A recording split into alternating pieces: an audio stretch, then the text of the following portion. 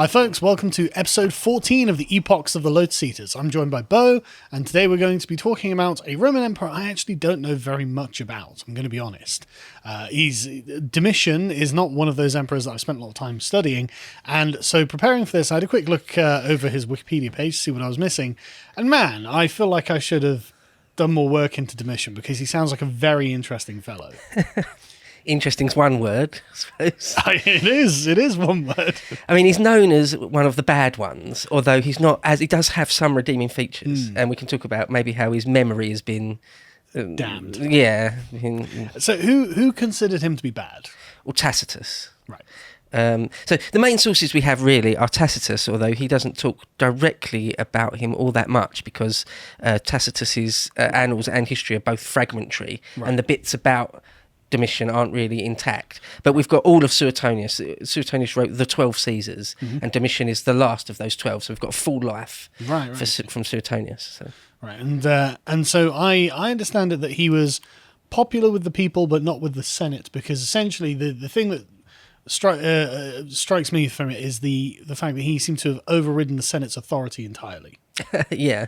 Is a way of understating it. Yeah. He was very unpopular with the nobility. I mean, it was part of how so to put it in some context, he's the second son of Vespasian. And where we talked about in the other Epochs episodes, the year of the four emperors, 69 AD, that ends with Vespasian in 70 AD. He was a military ruler. So he's really done away with Augustus's principate, sort of, largely. Even though Augustus and his heirs were warlords, they were still on paper. They were supposed to be. They were supposed to be ruling by consent. They were still supposed to be first citizens. Exactly. Yeah, not exactly emperors or kings, but merely the princeps. The first among citizens, kind of thing. Is Domitian the first person to change this? Because I understand that he essentially declared himself like the god emperor of Rome.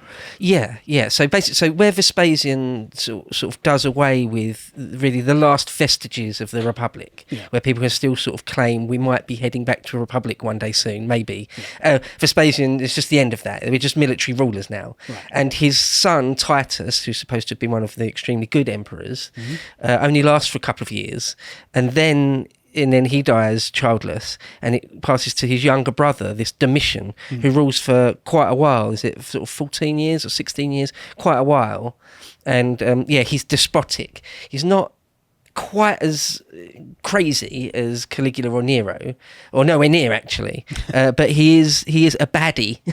He's one of the bad ones because he introduces all sorts of all sorts of extortions that he brings in, and murders, political murders, and also sort of brings in a society of sort of informers, where people have to inform, or there's lots of censorship. That's why I thought it might be apt or poignant for us today, because Tacitus lived through the age of Domitian.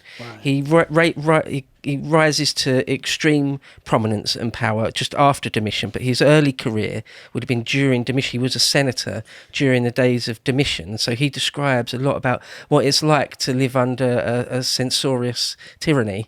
Right, okay. Well, we know all about that these days. Yeah. So Tacitus's writings become prescient again, I think. Okay, so where to begin with Domitian then? Well, maybe just start with sort of his early life, or maybe a bit about Vespasian and Titus. So Vespasian was obviously a bit of a cliche or a trope, say, but a great man in the sense that it was this individual personality that sort of rose up through the ranks, and he wasn't fantastically rich or aristocratic. He was they weren't from nothing at all. But so for example, there's a line in Suetonius, so most of the quotes in this first bit we've taken from Suetonius. It says, most people agree that Domitian spent a poverty-stricken and rather degraded youth without even silver on the family table. Oh God, he must have been in dire straits. Yeah. Doesn't even have the family silverware. Yeah. So that's sort of uncommon though for sort of a prince. Well, he wasn't a prince to begin with. His father was simply an important soldier, no more than that. But then he became the emperor. Right? But in the end became emperor. So that's unusual from the age of Augustus onwards. You wouldn't have had Roman princes that wouldn't have Born to the purple. Exactly, yeah. So to have a poverty-stricken childhood is rare. But maybe it's an interesting point to say that we talked about how perhaps Caligula or Nero, if you were raised in extremely opulent fashion, it lends itself to having no perspective on life and people and money. Well, even Domitian, it seems, didn't really help that he came from humble beginnings. But as I say, he's not as bad as those. But we can get into that exactly. Another thing from his childhood, which I think's really important, and I do this on a fair few of my videos, is talk about a little bit of sort of psychology, the armchair psychology. But sometimes there's something in someone's childhood or early life that's so pivotal that it seems silly to ignore it. So where we talked about that Vespasian took over from Vitellius during the year of the four emperors, it wasn't completely smooth. Vitellius just didn't completely give in. There was backwards and forwards. There was battles and fighting and street battles and things. Anyway, Domitian, when he was a boy or a teenager, was sort of hunted down by Vitellius's men at one point. Vespasian and Titus were out in the east gathering their forces, but Domitian, as a younger, much younger man, like a teenager, was still sort of having his education in Rome. And so at one point, Vitellius's faction come for him in the palace or somewhere, and he hides a couple of times, like completely for his life. If they caught him, he would definitely have been killed. At one point, he has to sort of flee across the Tiber, and then he's hidden in the house of some peasant woman. And even though Vitellius's troops come in and apparently search it from cellar to rafters, somehow they don't find him. Just luckily against the odds, he's somehow. So anyway. And he goes on. That must have been terrifying. Right. That must have been absolutely, especially if you're a teenager. And just my dad's doing something, and now there are men hunting me, which is something that happened a lot in the old world, in the old days. But anyway, well, I can think of other examples where that happened to people, and it makes for quite sort of a serious adult. There's no like your childhood. There's no time for childish things. They have to be put aside. And you have to grow up quite fast and probably become. You'd be a much more brutal person than someone alive today that didn't happen to. Well, you know? Yeah. You'd be much more inclined to just be off with their heads because, it nearly happened to you. Kind of thing. This is the game, and this is how it's played, and it's been played since I was a child. I think of William the Conqueror. When he was a small child, he had to be sort of spirited away a couple of times because people were trying to murder him. Well, what kind of psychology does that make for you? Well, it's fundamentally Machiavelli's dictum when it comes to hereditary politics, isn't it? As Machiavelli wrote in The Prince, if you're going to take somewhere over, you've got to not only kill the ruling prince, but also his entire family, so that resistance can't form around them. And that was a truism of the ancient world, and not even the ancient world, of just hereditary politics. That's always going to be the case. But anyway. So, escapes. Yeah. Well, there's one bit because apparently Vespasian, or everyone knew that Domitian was sort of not really cut out for the role. Right. Okay. He was just known as dissolute or sort of even cruel, even in early life. Or rather, his older brother Titus was, if you believe the accounts, is like this shining paragon of virtue. It's so much so that you think it's been exaggerated.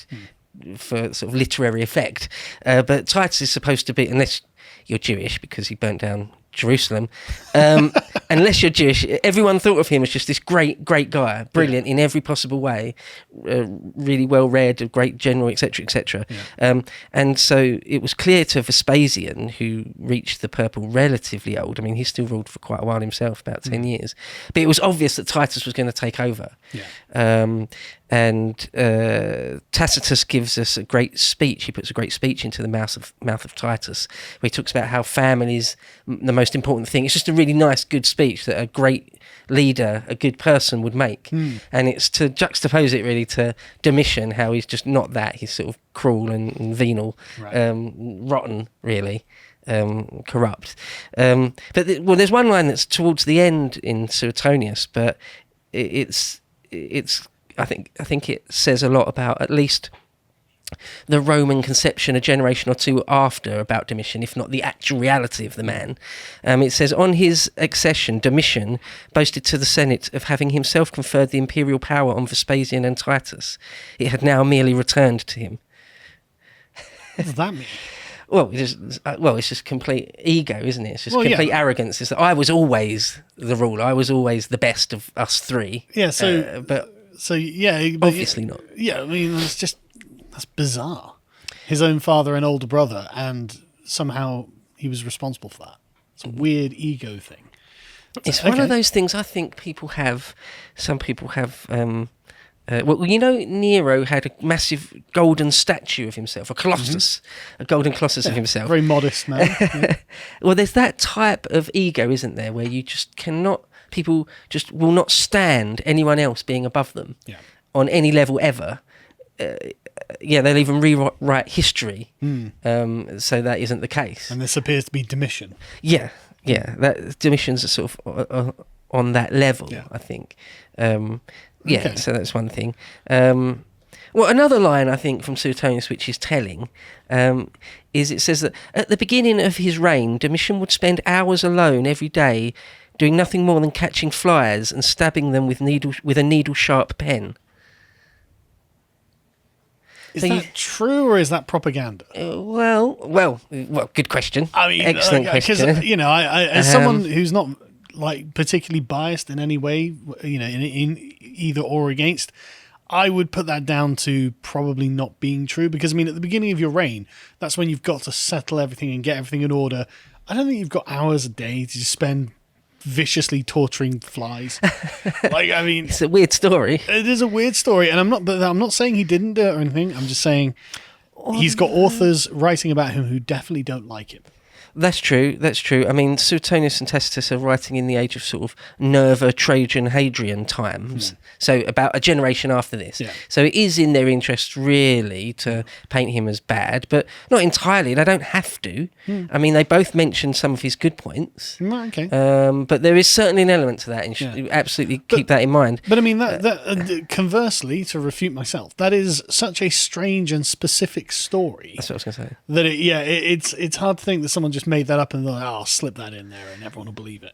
That's a thing, actually, that modern scholars, modern historians say a lot, that when something's really specific like that, it just does give it a lot more weight. Which I think it possibly can, but not always, nowhere near always. The other thing is later, quite often, more than once, there's lines where it says that he just spends loads of time on his own all day, every day. That's just one of his things. Sounds nice. As someone who gets zero time alone, that sounds wonderful.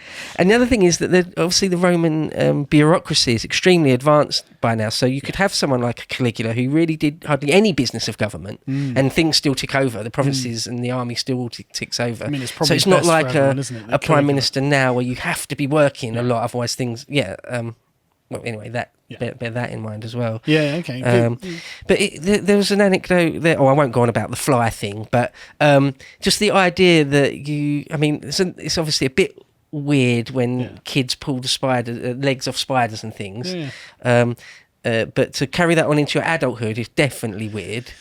And then to become the emperor of the Roman Empire and have that kind of mentality, not good news, is it? Right, it just suggests that his mind isn't completely... Yeah, it's hard to see someone like Trajan doing that, isn't it? Right, It's just weird, that's all.